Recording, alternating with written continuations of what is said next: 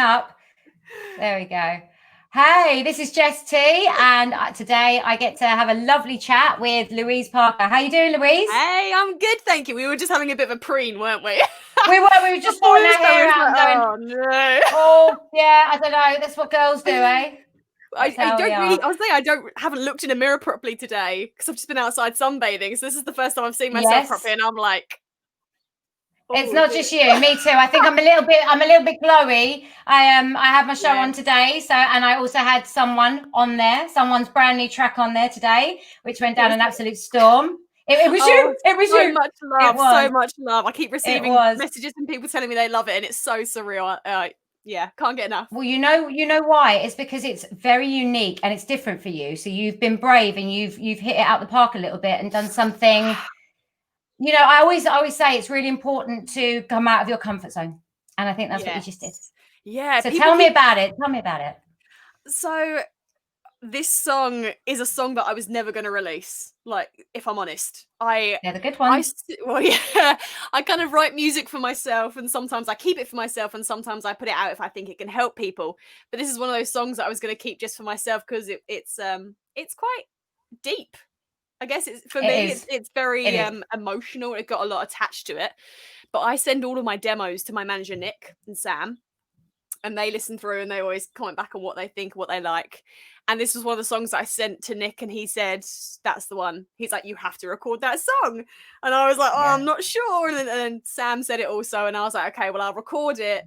We'll just see how it comes out. Maybe we won't use it. Maybe we'll, And that was, end of last year. And then the ball started rolling, and all of a sudden I had artwork, and it's kind of snowballed into this, I'm going to release it now. It has. And the thing is, well, the thing is, Louise, you have pretty much, produced the whole track through lockdown, which is really, it's really important to mention that, because that's not an easy feat, is it? I mean, it's been difficult to do anything during lockdown, but you have managed, and you've managed to produce a beautiful song. So how did you find that? How did you manage to get that together? So I was quite fortunate that most of the instruments on the track are real. They're real instruments. So a lot of that was obviously recorded before lockdown. Very fortunately, I kind of had sessions through February and into March just before lockdown. Just about managed to get my violin player to go in and put her. I know, violins are lovely. I don't think we kind of knew that it was all kind of going to happen the way it did. So I think I was quite fortunate. But obviously, like the mixing and the mastering process and adding little bits in here and there, like the little electric guitar bits, that kind of all happened in lockdown. And it was it's all kind of been very surreal. It's all kind of just happened. In the studio, you kind of sit down together and you're like, oh, I don't like that, or you do like that, and you kind of work through it. But this is like backwards and forth on Messenger, and it's been a real learning process for me, because it's not what I'm used to, but it's been enjoyable in the way that it's kind of nice sometimes to be at home and listen through a couple of times by yourself, rather than sitting in the studio and feeling that pressure of like, do I like this? Yes, and being put on the spot, because time and all the musicians that you have in there, and you're thinking, you are under pressure. Their time scale is important, whereas this has given you, I suppose, more opportunity and that time to hone it into exactly what you vision. Yes, I've had the time to be creative at home by myself and work through a few things, a few ideas, and then go back to the producer and be like, well, what about this? So it's been, it's different, and it's definitely not how I'd like to go forward. I'd much prefer being in the studio. I'll put it out there. Oh, yes. Oh, absolutely. I agree. Just sometimes it's nice to be creative in a different space to what I'm used to. But it is. I mean, this is the latest single, and it is beautiful. Light to Me is different, as I say, for you. So talk to me about Louise, your origins. How did this start for you, Louise? Okay. Wow, this is a long story. I know, big question, isn't it? I was like, where do I start? From the beginning. So I started in musical theatre when I was kind of 8 or 9 years old, doing stage shows. So I've got this real deep love of dancing and acting as well. And I think that's why I'm so over the top and so melodramatic, is because I've got this musical theatre right. Oh, I don't know anything about that. Why we get on, girl. But yeah, so I started doing that, and I knew I loved it. I loved the attention and the hot lights when you're on stage, and all the dramatics. I love that. So I knew that I wanted to be creative going forward. I just didn't quite know how I was going to do that. And so I started songwriting when I was 12. And I think that's where it really started for me, that I loved putting all these words together and making songs like you hear on the radio. It was just fascinating to me. I just loved it. And then I got my first guitar when I was 16 for my 16th birthday. And, went into studying music. Did you already know how to play, Louise? Did you already know how to play? Or no. I taught myself. I've never had a guitar lesson ever. Girl, I completely that's really empowering. Yeah, that's really empowering. When I want to do something, when I put my mind to something, I'm so stubborn. I will not give up until I've done it.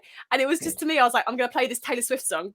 And I learned it. And I'll just play it. I've never had a guitar lesson, but I just love it so much. But yeah, so went to university, did a degree, and just carried on from there. Right, and so there's some really exciting parts of your history and your journey to where you are now. You've actually been in Nashville, the series. Yeah, yes, the TV series. Yeah, twice. Oh, wow, once is great, twice. Tell us how so. That was all kind of a bit of a coincidence, actually. So the first time I visited, I was touring America. I just fresh out of university, I'd graduated. Me and my friend had been like, let's go to America and just do music and open mic nights, and why not? And so we were in Nashville. We're staying in this hostel, and one of the guys who was also staying in the hostel was a set designer, a set painter on the TV show Nashville. And so he was like, they're always looking for people to just be in the background, and you can make some friends and the interesting people you meet. Call this person up. So we did. And she was like, just come along. You've got, because we couldn't get paid, obviously. She was like, you've got to sign something. Yeah. But yeah, we did that. We signed this bit of paper that basically said, oh, we're fine being here and not getting paid. And you were in Nashville, and there it was. And there was one of those coincidental, interesting moments. Absolutely insane. Yeah. That's amazing. And the Bluebird Cafe, I mean, again, another absolutely iconic venue, the stuff that legends are made of. How did that happen for you, Louise? So again, twice. I've played there twice. Twice? I know. Oh, number 2 for you. It's all twos for me, yeah. So it was around the same trip. The first time, it was the same trip as the first TV Nashville appearance.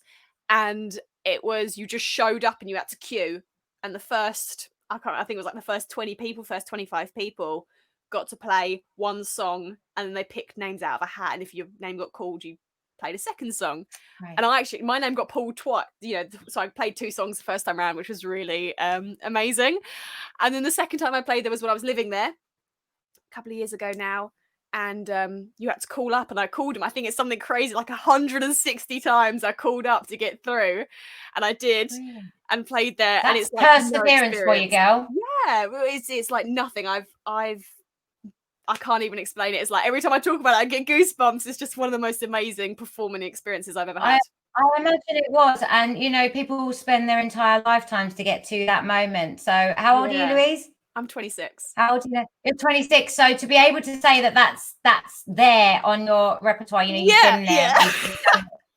It was an achievement. Really wonderful. Because I think one of the first time I played there, I wasn't quite a country musician yet. I was still kind of pop acoustic, and I was only kind of just moving into the country scene. So I wasn't really aware of how much of a big deal it was, if I'm completely honest. Yeah.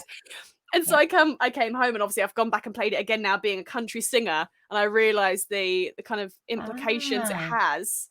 And so when I tell people, to me, I'm still a little bit like, oh yeah, I've played the Bluebird, it just is what it is, and they're like, oh no. Oh no, they can't breathe. They can't breathe.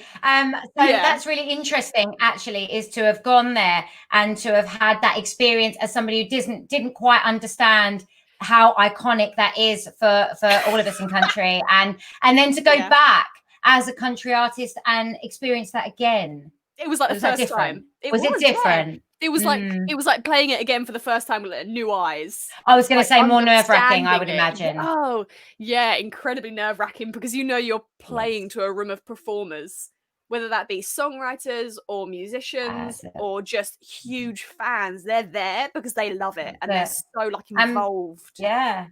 purely the energy of the stage and the the whole environment must be pretty amazing. So that's quite an achievement. And talking about achievements, I mean, you were at the UK Country Music Spotlight Awards at the Bells and Gals ceremony. Oh yeah. Or ceremony. It was the award ceremony, and it was a live music gig. It was great. There was so many artists, so many people, so much networking, so much fun. So you were there. I saw you there. You were awesome on stage. Tell us about that. How was your night? Wow. That was at the Water Rats, wasn't it? Water Rats in King's Cross in London. Water Rats in London, which again is an iconic stage. Oh, yes. I played there a few times, actually. Yeah, it's awesome. Yeah, it's good fun. It was incredibly nerve-wracking opening because it was the first one as well. And I wanted it to be really good for all my friends and everyone that was coming along. And, I was performing amongst the likes of Jake Morrell and Katie Hurt, which to me is huge because I think they're amazing. Yeah, they are. Yeah, I was incredibly nervous. I remember standing backstage and my manager Sam was literally like telling me to breathe, and I'm like on the verge of crying because I get like that. I get so anxious before I go on stage. That's so much energy. I'm so emotional and very attached to it. When I'm on stage, I'm fine. I had the time of my life. And so how do you deal with that though, Louise, out of interest? Do you have any techniques? Do you have anything that helps you calm down? Because most of us will find a way, because you can't help when the nerves hit. And it's just out of interest. What's your technique? How do you help? So it's almost like a ritual I have now that I have to follow these steps. And so I always do vocal warm-ups, like always. Whether I'm feeling nervous or not, I mean, I'd always do my vocal warm-ups before going on stage, before singing, before recording, before practicing even. Always do vocal warm-ups. It just makes me feel more prepared. Always eat. That's an important one for me, because if I haven't eaten, like, I need to eat. I don't do much dairy the day of performing. No. But cardinal sin. Yes, I always eat, and then it's little things for me, like make sure you go to the toilet, and I know that sounds stupid, but like to remind yourself, and breathing. And I'm really bad with lyrics. As soon as I get nervous, I forget my lyrics. So sometimes I just have to sit down and read my lyrics. Like just sit there and just read them. Just going through the set. The set list is always written. I've always got a written set list. Never go on stage without knowing what I'm playing. But yeah, it's just little things like that. I've got little rituals that I have to do. Yeah, it's about being comfortable. It's about being organized, isn't it? I think, yes. and also there tends to be, especially with musicians, I think there tends to be some kind of a superstition. Like a ritual with, as part of a superstition is a luck thing as well. That it gets you into the right mindset too. Yeah, I think it's because I like being in control. I think that's my thing. I like being in control of things. And so when you're on stage and you're not sure what's going to happen, you're a little bit out of control. Of course you are. I do everything that I know I can do in my control, because then I'm like, well, I've done everything I can do. It's now I've just got to go and do what I know how to do best, because I love performing. Yeah. I love it. So when I'm out there, it's fine. We can tell, because Louise, you're very quirky. You're very quirky. That's the word that people tend to use for you, and I think that's a great compliment, because that means unique, different. You're not like everybody else. Your songs are funny. Nashville is great. I just love what you do with the tracks. I played out That Don't Impress Me Much, and you changed it up and you made it that little bit different and appeal to the current times, and totally changed it. It was a completely different version, and I think that's real talent there. How would you describe your style? Wow, that's big. So it is, because it's country. You're in the country genre, but how's your style, please? First of all, I definitely straight away say modern country. Yes. Modern country. I'd always say with like a pop twist, because I love being cheesy. And I think that's obviously come from my roots, by growing up listening to the top 40, where there's nothing wrong with being cheesy. But I've always said that I've got this overwhelming American enthusiasm, but it's always topped off with my British self-deprecating humour. Yeah, it's like a British animated style, isn't it? That's really interesting. Yeah, so I've got that I'll always laugh at myself, and I could always laugh at myself, because I think if you can't, then you can't take yourself too seriously. So I've always got that British self-deprecating humor. I don't take myself too seriously, but I'm definitely got that American silver linings enthusiasm. which I adore. Yeah, I love it. Yeah, that comes across in your music and in your writing. What kind of, I mean, have you been writing? I mean, obviously, COVID-19 has had a real detrimental effect on so many of the musicians, but I say that loosely, and the reason I do is because actually, where it's been detrimental in lots of senses, it's also been phenomenally creative and positive and given people opportunities that they didn't know that they were going to have. So I think that's amazing. How has that worked for you in terms of co-writes and collabs that you've had with other artists? How have you found that? It's been, as you said, phenomenal in the co-write section, because everyone suddenly changed their way of thinking and said, well, let's just do it online. And so there's people that I would have loved to co-write beforehand but not had the chance to, or people that I wouldn't have met. Yes. So one of the people that I've been frequently co-writing with is Amelia Quinn, and she's in Leeds. So I probably would have never co-written with her anytime soon, because we never would have met face to face, and I never would have thought about doing it on Skype. And now she's someone that I think I've co-written with 3 or 4 times, because we get on so well and our styles are so different that we she's kind of rocky. Yeah, she's kind really of rocky. You do have that element, but so we 2 people that you wouldn't think would necessarily go together. We fit perfectly. We understand each other. We balance each other out. She brings a little bit of rock edge to me, and I soften her a little bit. When sometimes she's being a bit, so it really works. But like things like that has been phenomenal, as you said, because I might not have had that opportunity otherwise, which is great. And I love the live streams. And again, they are good fun, aren't they? You've been doing quite a few, actually. I'll get onto that in a minute, but I was going to say, I mean, you're talking in terms of collaborations. You just did your song with Joey Clarkson. So was that something that happened pre-COVID, or was that during COVID? How did that work? So the write actually happened end of February.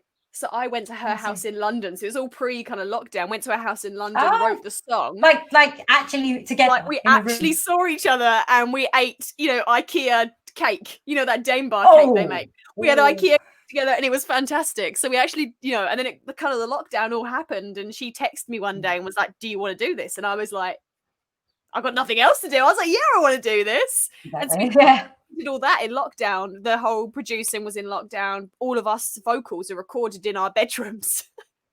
Wow.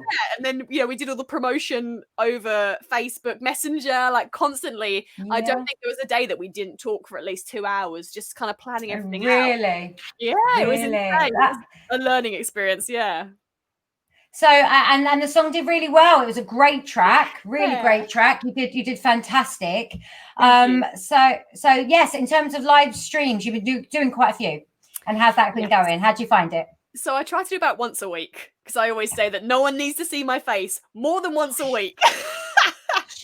Just keeps them interesting as well. I can't think of that many covers to do them more than once a week. I'll start repeating myself. Oh, really? All right, we'll think of some for you. I know. I'm always saying to people, I'm like, if you've got any requests, I'm like, help.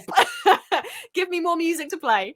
But I love them. I love them in the ways that they're so different from gigs. Like, they're never going to replace live gigs for me. I can't wait to get back to that. But I also think that there is a place for live streams going forwards. Maybe like I think so.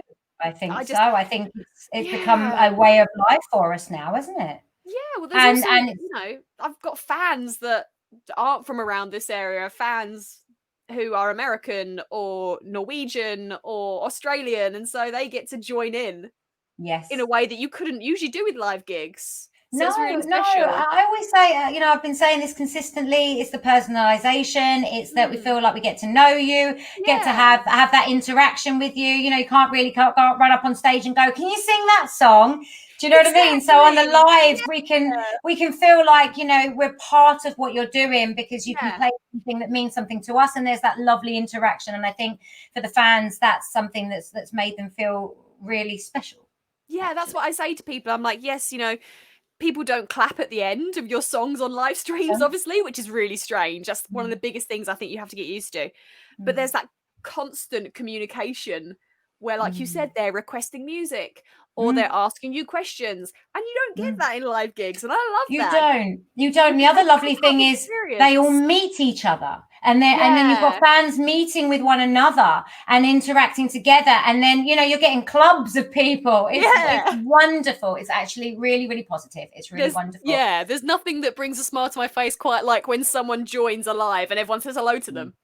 Yeah. Yes. It's like, hey, Louise. And you think, I don't know how they all knew each other.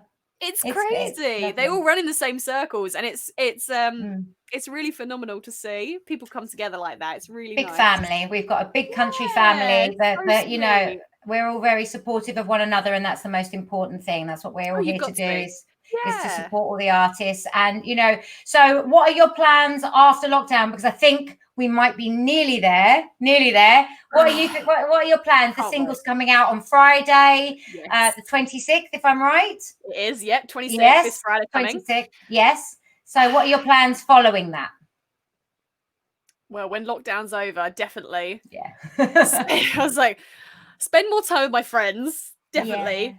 But music-wise, obviously I can't wait to get back into gigging, but I have a feeling that's not going to come around till maybe next year now, which is really sad. Like I'm still going to do the live streams. Even if we're not in lockdown, I'm still going to do live streams. Please do. We all love them. It's not just going to stop because obviously we're allowed to go out and get drunk somewhere else that isn't our garden. So that's not going to stop. I've got a few things in the pipeline. I've got a few things that are with my producer that I haven't been able to finish off quite yet in lockdown. But I've just started a new project today, actually. May or may not be my next single. Okay. I can't give too much away because I don't know. This space is coming. It's coming. Yeah. But I'll tell you, it's a song that I co-wrote with Amelia. Oh, lovely. In lockdown. And so she's going to be a big part of the producing side of it as well. So brilliant. I'm super excited about it already. And I probably shouldn't tell you. And Nick is probably going to slap the back of my hand. But I'm too excited. Won't tell him. I'm too excited. Yeah. I love it. Yeah. Excellent. Oh, that sounds so exciting. Well, we look forward to that. Yeah, we've got everything crossed. We're all hoping out there that the song does really, really well. It's beautiful. It's unique. It's different. You've done a great job. Yeah. And so we're wishing you the best of luck, Louise. And so much. Great to speak to you again soon. I know, and see you in person and have hugs again. Yes. Hugs. Hugs. What a hug. Yeah. I'll drink to that. Yeah. Yes. Thank you so much, Louise. It's been lovely to chat to you today. And best of luck with the single. Thank you so much, Jess. Speak soon. No problem. Speak soon. There we go.